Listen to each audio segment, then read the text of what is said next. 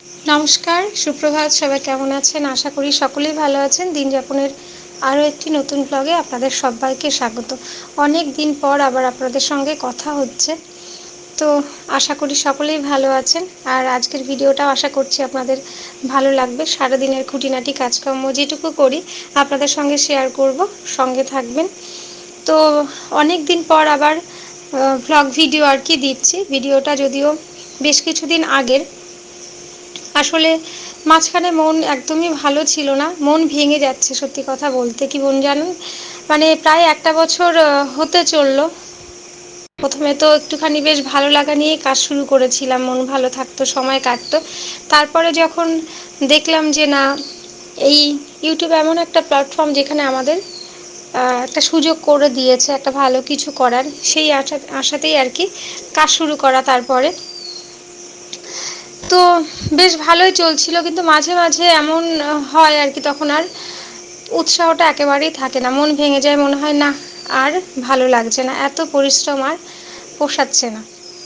তো তারপরে যখনই ভাবি যে না ছেড়ে দেবো, ঠিক সেই সময় কেউ একজন হয়তো ঈশ্বরের দূত হয়ে সামনে আসেন। মানে ঈশ্বর তো আর আমাদের সামনে সেভাবে আসেন না, দেখা দেন না, হয়তো তাদেরই কেউ প্রতিনিধি হয়ে আসেন। মানে বিভিন্ন দাদা দিদিদের বিভিন্ন ভিডিওগুলো দেখি, মোটিভেশন যে ভিডিওগুলো, তার থেকে আবার নতুন করে হয়তো উৎসাহ পাই। তখন ভাবি যে না, আবার শুরু করি।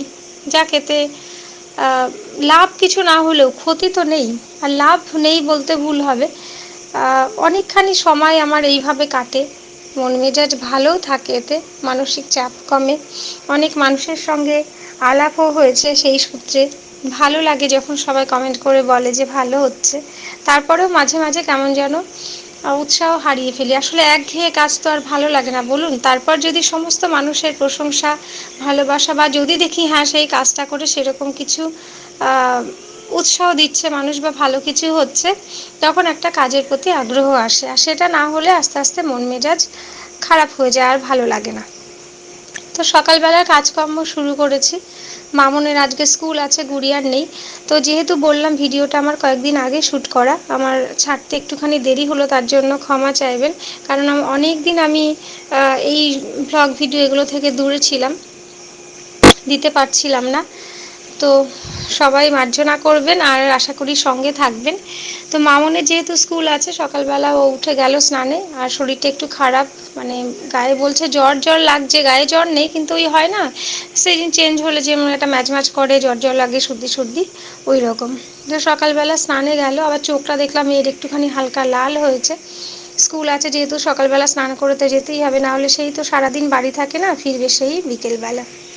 ওদিকে আমি সকালবেলা একটু হালকা করে ঘরদোর পরিষ্কার করলাম, কারণ এত সকালে যেহেতু ওদের স্কুল থাকে, ওর বাবার অফিস থাকে, আমাকে রান্নাঘরে আগে আসতেই হয়। আর সব কিছু মানে যে একদিকে থাক, আমাকে রান্নাঘরে আগে ছুটতেই হবে। তো যে কারণে সকালবেলা আমি ঘরদোর সেভাবে পরিষ্কার করে রাখতে পারি না। ওই কোনো রকম বাসি ঘরটা একটুখানি ঝাড়ু পোছা করে চলে আসি নিচে। নিচে যেহেতু আমাদের রান্নাঘর একতলায়, তো আমার থাকার ঘর হচ্ছে একদম দক্ষিণ প্রান্তে, আর আমার রান্না করার জায়গাটা মানে দিনের বেশিরভাগ সময় আমার যেখানে কাটে সেটা হচ্ছে উত্তর প্রান্তে। মানে বলতে পারেন দুটো বিপরীত মেরুতে আমার থাকা আর আমার কাজের জায়গা। তো চলে এলাম আগে রান্নাঘরে, কারণ আগে রান্না বান্না সারবো, আর ঘরদোর আবার সেই স্নানের আগে একটুখানি মোছামুছি পরিষ্কার এগুলো করা হয়। যদিও একজন মাসিমা আছেন, আপনারা জানেন অনেকেই, আমি বলেছি এর আগে আমার বিভিন্ন ভিডিওতে, তিনি এসে কিছু কাজকর্ম করে দিয়ে যান। ঘর মোছা বা বাসন মাজার কাজকর্মগুলো। তবে ওই নিজের কাজ করা, নিজের কাজ যতটা গুছিয়ে করব, অন্য কেউ কি আর সেভাবে করে দেবে বলুন? তাকেও তো আরও 3-4 বাড়ির জন্য ছুটতে হয়। তো সেই রকম আর কি কোনো রকম করে রেখে যায়। তো নিজে যেদিন সময় পাই একটু ভালো মতন করে মোছামুছি, একটু ঘরদোর পরিষ্কার করার চেষ্টা করি। ওই জন্য চলে এলাম রান্নাঘরে। এসে আর কি করব ভাবছিলাম, কারণ মেয়ে খেয়ে যাবে, ওর বাবা খেয়ে যাবে, সেই সাথে আবার ওদের রুটির সঙ্গে টিফিনেও একটা তরকারি দিতে হয়। রোজ রোজ তো আর চাউমিন বা পাস্তা এই সমস্ত ফাস্টফুড দেওয়াও যায় না। সবসময় চেষ্টা করি একটু হাতে গড়া রুটি, সবজি এগুলো দেওয়া, যেটা ওদের স্বাস্থ্যের পক্ষে ভালো, পেটটাও ভরা থাকবে আর কোনো অসুবিধাও হবে না। আর মামনের বাবাও যেহেতু ওটসের রুটি নেয়, ওকেও সাইডে একটা শুকনো শুকনো তরকারি দিতে হয়। তো সকালবেলা ওই ঝিঙা আলু এগুলো দিয়ে কালো জিরে ফোড়ন দিয়ে একটা তরকারি করে নিলাম। সকালবেলা আর কি করা যায় বলুন, অন্যান্য তরকারি বা অন্যান্য কিছু রান্না করতে সময়ও অনেকখানি লাগে, জোগাড় যন্ত্র করতেও সময় লাগে, আর একা হাতে সবসময় তো আর পেরে উঠি না অত সকালে। আর তো ওই জন্য তরকারিটা এদিকে বসিয়ে দিয়েছি, আর সঙ্গে দেবো ডিমের অমলেট। তো ডিমগুলো বেশ 3-4টে ডিম একসঙ্গে ভেঙে নিয়ে আর কি ফেটিয়ে এইভাবে ঢেকে দিলে দেখবেন একটুখানি স্পঞ্জি হয়, বেশ কেকের মতো ফুলে ওঠে, যেটা খেতে কিন্তু ভালোই লাগে। সাধারণত এমনি অমলেট করলে কি হয়, একটুখানি প্লাস্টিকের মতো ওই প্লাস্টিক প্লাস্টিক হয়ে যায়, একটু রুখা শুকা টাইপের। কিন্তু যদি অমলেটটা তেলের ওপর দেওয়ার পর, মানে অমলেটটা বলছি, ডিমটা ফেটিয়ে দেওয়ার পর যদি ঢেকে দেওয়া যায় কিছুক্ষণ, খুব গ্যাসটা একদম কমিয়ে নিয়ে, তারপর দেখবেন বেশ অমলেটটা নরম থাকে, আর একটা স্পঞ্জি বেশ ওই পিৎজার মতন অনেকটা হয় আর কি, যেটা আমার হয়েছে, পুরো গোটা একটা গোলা রুটি মনে হচ্ছিল। তো আমি পিৎজা শেপে পিস পিস করে কেটে নিলাম। ও খেয়ে যাবে, আর সঙ্গে একটুখানি টিফিনে দিয়েও যাব। আবার সব সময় অমলেটটা দিও না, কারণ ডিম তো ভাজা, এগুলো দিলে বেশ কিছুক্ষণ টিফিন বক্সের মধ্যে আটকা থাকলে দেখি গন্ধ হয়ে যায়। তো বেশিরভাগই হয়তো সেদ্ধ করি বা এগরোল টেগরোল দিই। তো আর সঙ্গে এই যে পাশে আবার বেসিনের মধ্যে কিছু বাসনপত্র ছিল কালকে রাত্রিবেলার, মামনের বাবা টিফিন বক্স, থালা বাসন কিছু ছিল। তো মাসিমা যিনি কাজে আসেন তিনি তো এখনও আসেননি, বেশ বেলা করে আসেন, আর ওনার অপেক্ষায় থাকলে আমার সব কাজ পণ্ড। তো যতটা পারি নিজে হাতে ওই জন্য আগে থেকে একটুখানি গুছিয়ে রাখি, রাতেই মেজে রাখা হতো।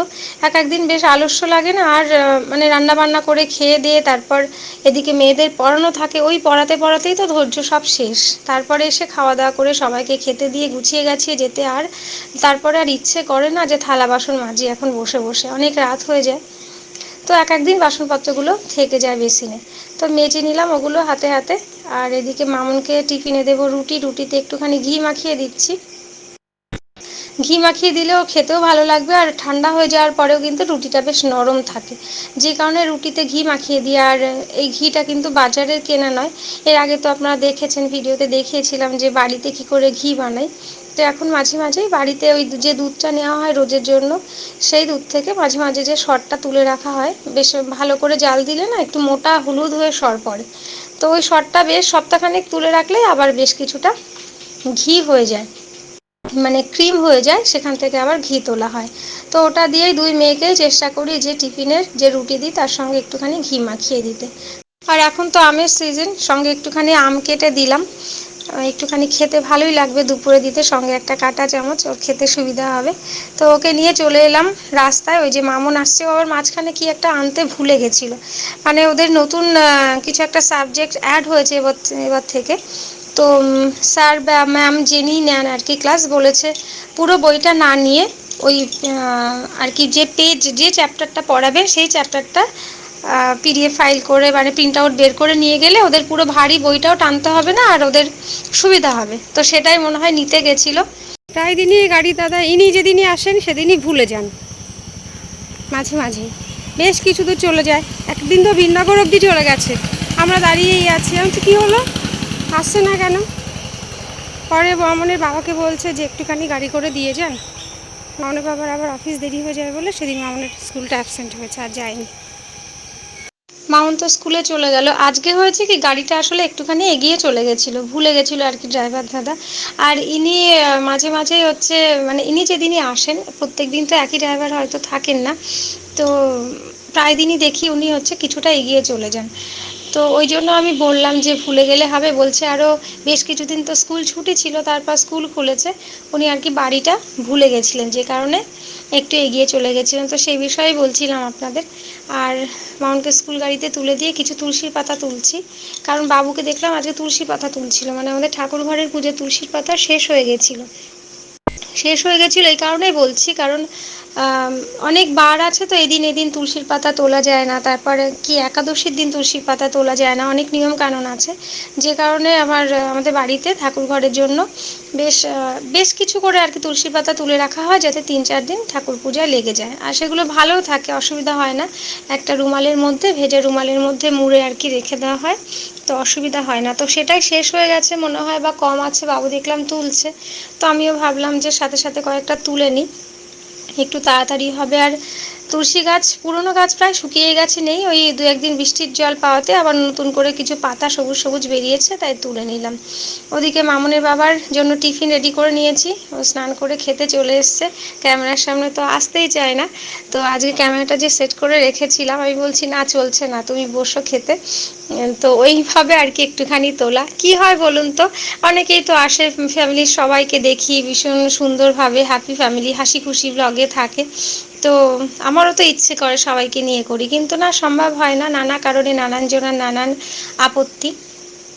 আর রোজ রোজ কি আমাকেই শুধু দেখতে ভালো লাগবে বলুন মানুষের? পরিবারের সবাইকেই তো দেখতে ইচ্ছা করে, কে কী করছে না করছে তাদের কথা। তো যাই হোক, কেউ আসতে না চাইলে বা আপত্তি থাকলে তো জোর করা যায় না। আর মামুনের বাবা অফিসে চলে গেল, এদিকে বাজার থেকে কাতলা মাছ এনেছিল। ইদানিং বলছে আর কাতলা মাছ আনবে না, কারণ এই বড় বড় কাতলা যেগুলো আর কি, ওই স্পঞ্জের মতো হয় যেগুলো, পেটিগুলো, খেতে যতই ভালো লাগুক সেগুলো খাওয়া ততটাই কিন্তু ক্ষতিকর।